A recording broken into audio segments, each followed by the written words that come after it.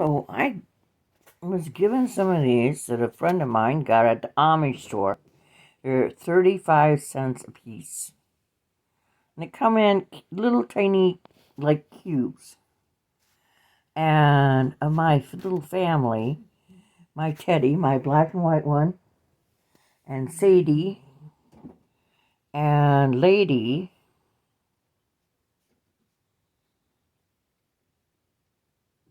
and Snuggler thought they were awesome. And they're sniffing around to see if they can find more. I saved some for the kitten. The kitten's on the top shelf way over there. Figured it out way before the kittens, the girl kitties. And Black won't try them because Black is not courageous. He's the oldest. You should try them.